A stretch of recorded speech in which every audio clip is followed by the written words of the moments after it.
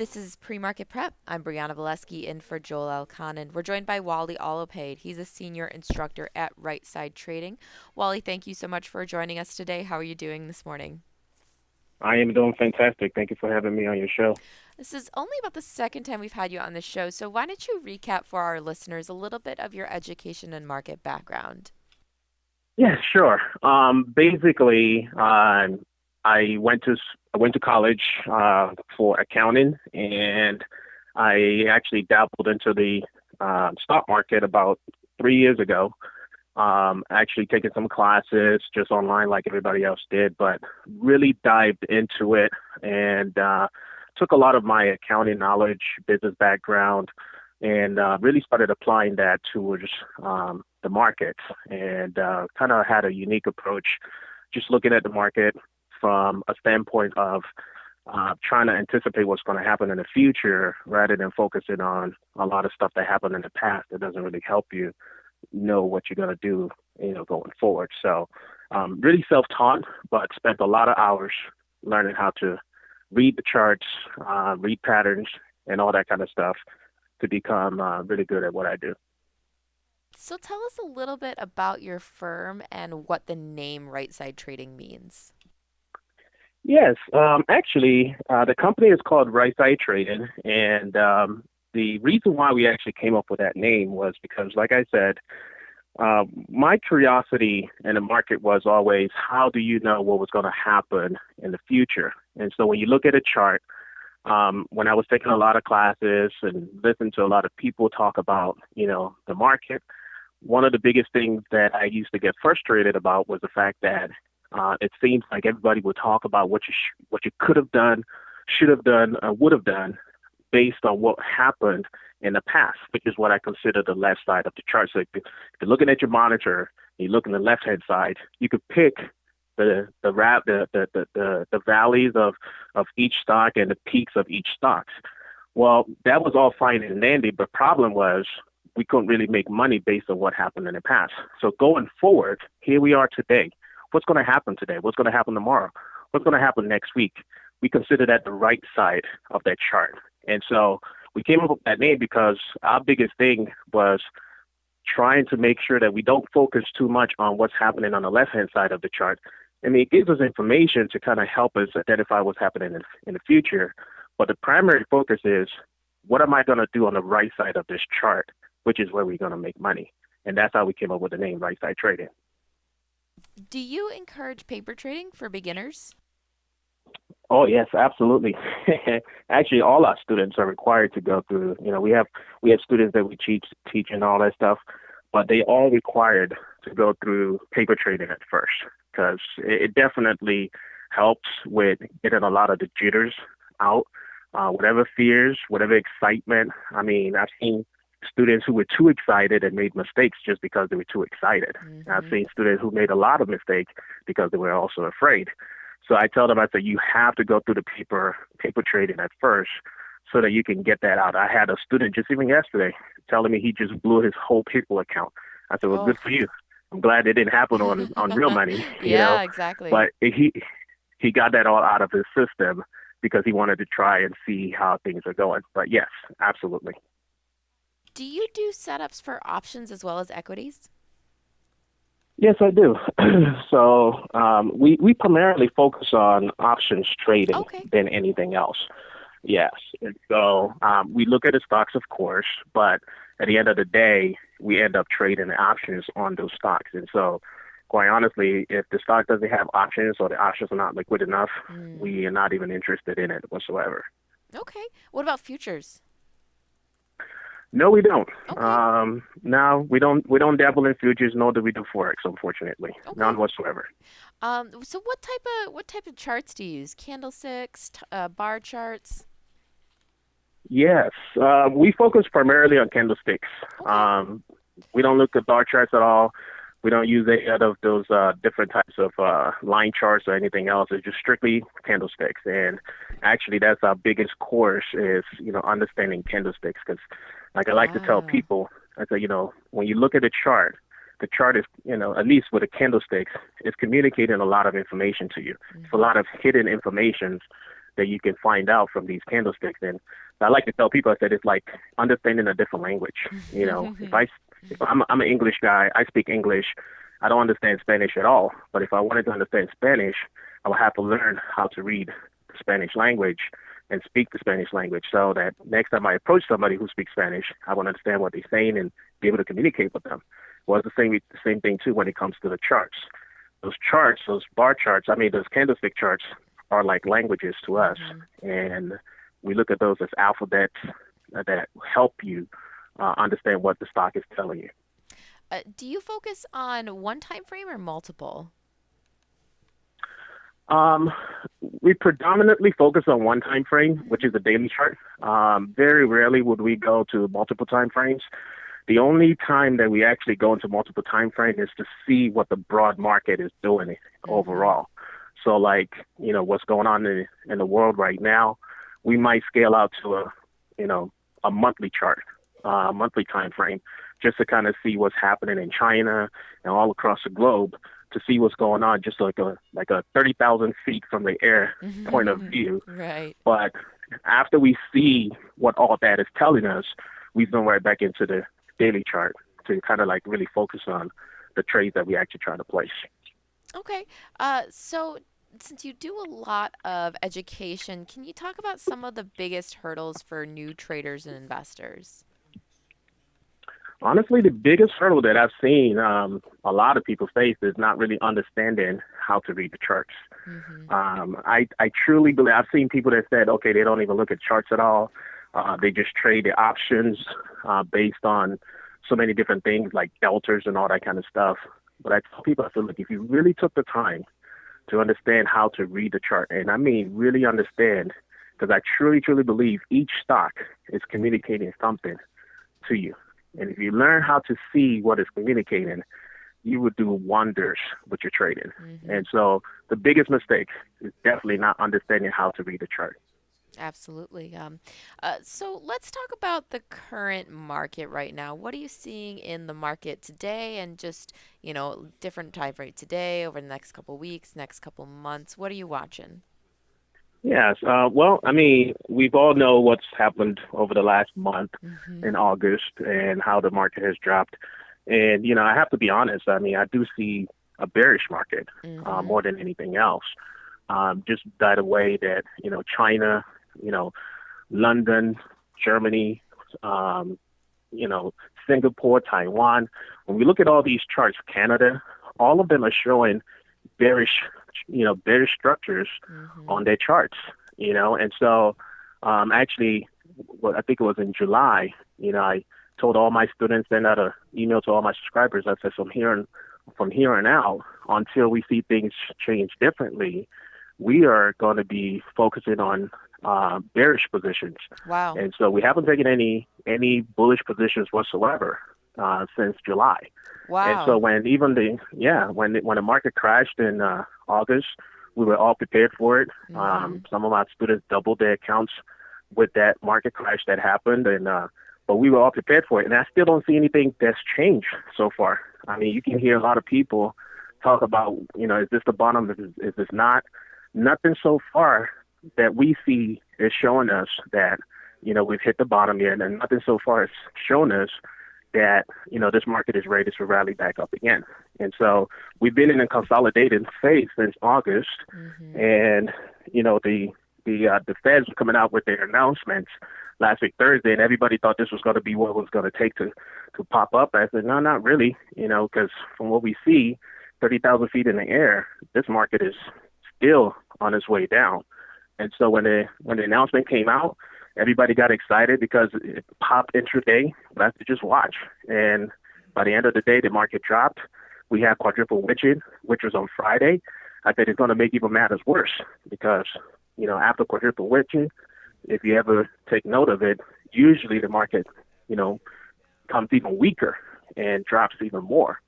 So this week, I don't expect the market to rally at all. Yesterday's drop was just another confirmation of what we were thinking and what we're seeing.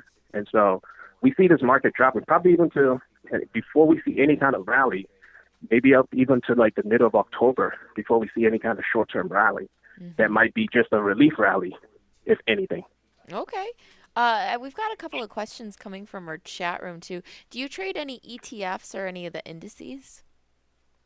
The SPX, the major ones, SPX, the Qs, Mm-hmm. the Russell, and the Dow, the diamonds. That's pretty much it.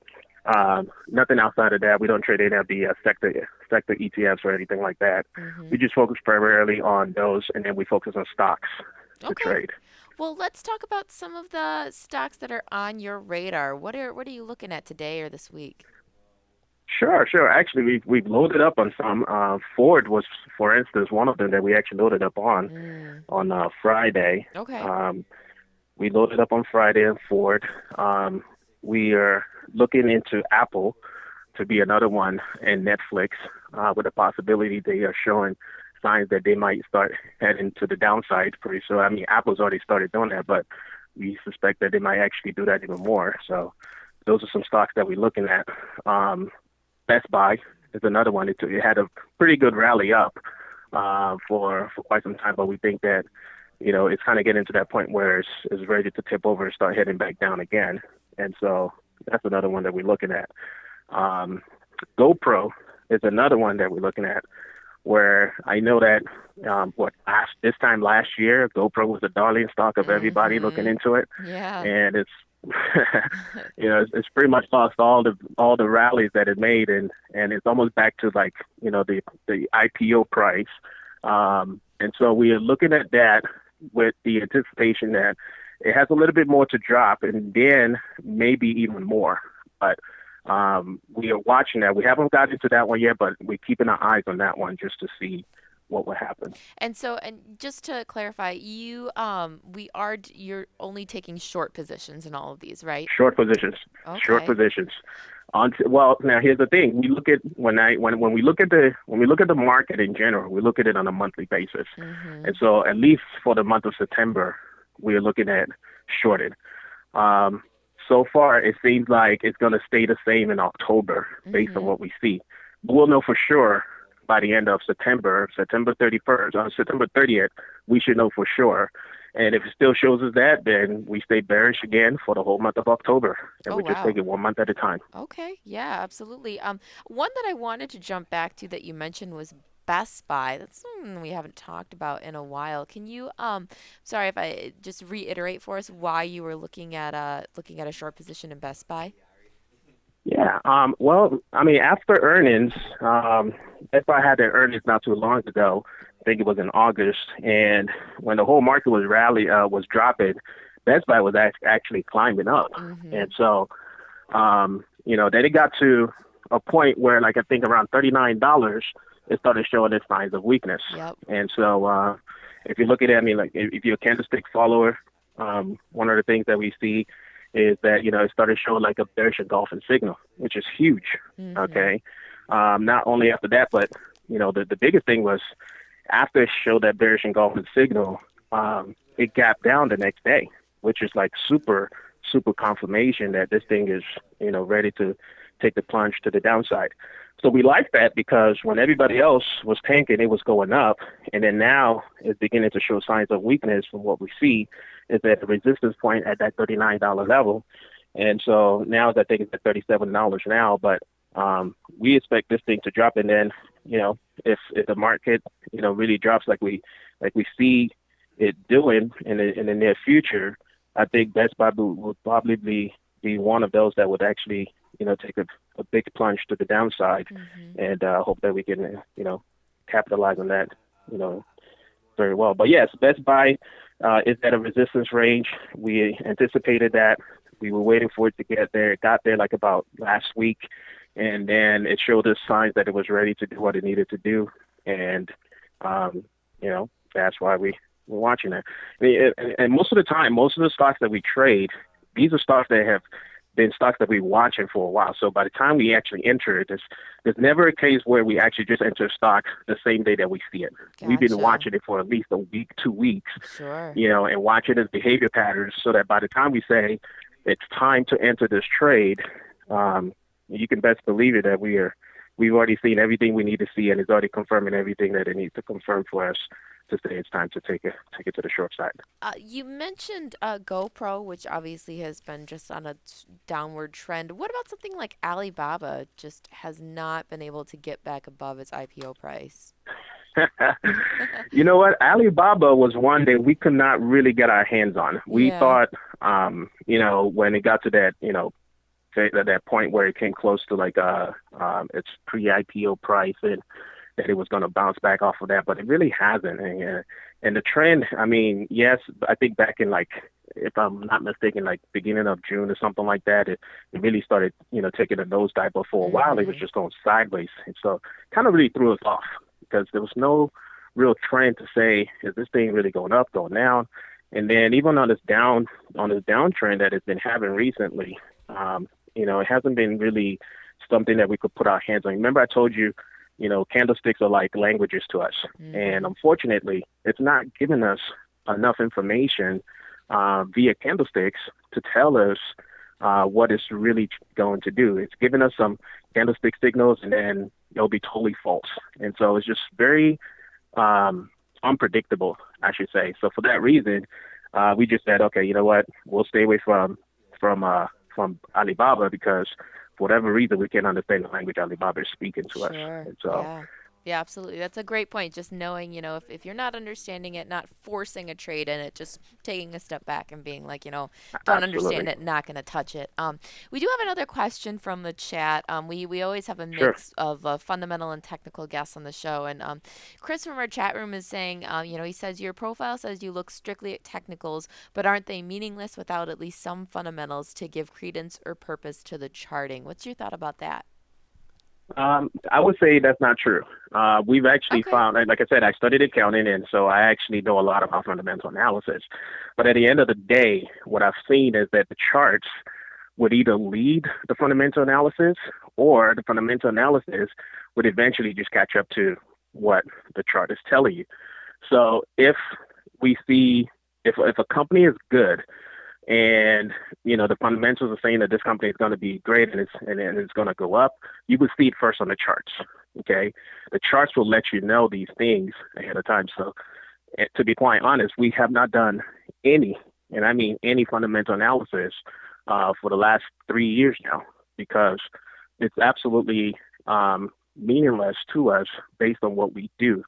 When I say that you can really understand what the chart is telling you and communicating to you, I really mean that.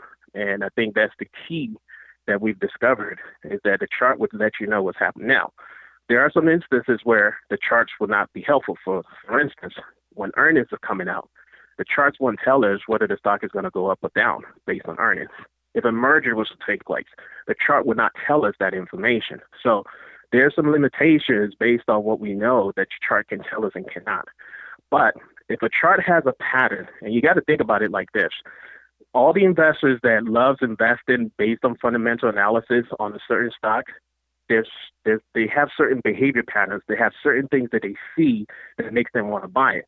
But the point is, as soon as they place that trade, it has to show up on the chart. Okay, it has to show up. So somebody might be looking at this stock and say this stock is a good undervalued company, but they're not ready to buy it. It won't show on the chart. But as soon as they start buying it, we will see that on the chart. And as soon as we see that, then that's all we need to know. I don't need to know who did it. I don't need to know what the analysis was. I don't need to know what the conclusion of their research was. All I know is they beginning to buy, and it's showing on the chart. And that's all I need to know to take advantage of it. Hey, thank you so much for fielding that question. We just like to give our audience members a chance to interact with our guests through our chat room. So we really appreciate you taking that question head on. We do have a couple You're welcome. other quick requests before we let you go in a couple minutes. I think you mentioned that you don't follow the sector ETFs, but we had someone asking if you can share your technical outlook on ITB. ITB. Yes, it's the U.S. Home Construction ETF. Not sure if you have a So that's computer right in front of you. I as in India, T as in Tango, and B as in Bravo. Yes. Okay, let's see that. Pull that up for All our right. So if listeners. I'm looking at this, it says the iShares U.S. Home Construction. Is that correct? Correct. Okay.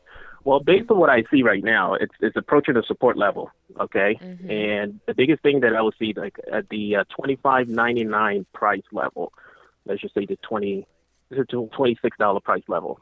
Okay. If I was to look at this, that's the first thing I'll be looking for. Say, okay, let me see it drop down to that level. And if at that point in time I see some kind of reversal signal, because even I use stochastics, and stochastics is also showing that this thing is getting close to the oversold position, which Mm-hmm. is a good thing. All right, so oversold and looking at a support level is a double benefit.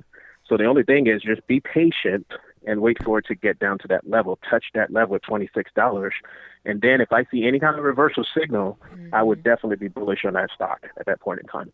One more that we have our guest asking for your technical take on Walmart. That's WMT. We've just got a couple of questions coming from the chat, and they interested to get your technical out. WNQ, WMT Tango.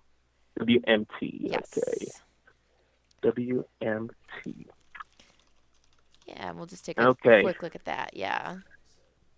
All right. Well, based on what I see right here, this is a stock that I think, based on what I see, could actually go lower. Okay. Okay. If you look at, if you were to draw a trend line from, I say, back in January, and Yeah. you were to, connect all the lows, you would see we have something that we call the golden range, which is it was, it was showing as support, support, support, support, support, and right now it broke that support level, bounced right back up of it, and is approaching that support level. But the interesting thing is, it's been staying below the 13-day moving average. Okay, since Mm-hmm. since January. So this is a stock that has not had any power to push above the 13-day moving average. So based on that, I don't see this thing trying to rally back up at any time soon. Any type of rally that it has will probably be short term, if anything, and then it'll probably keep on going lower. So I would not get bullish on this stock until I see it, really close above the 13-day moving average and start hitting up higher with higher highs and higher lows on those candlesticks. We've been on the line with Wally Olopade. He's the senior instructor at Rateside Trading. Wally, thank you so much for joining us this morning on the show. Thank you for taking all those questions from our guests. We really appreciate it. We'll definitely have to have you Welcome. on again soon. No problem. Thank you guys for having me over.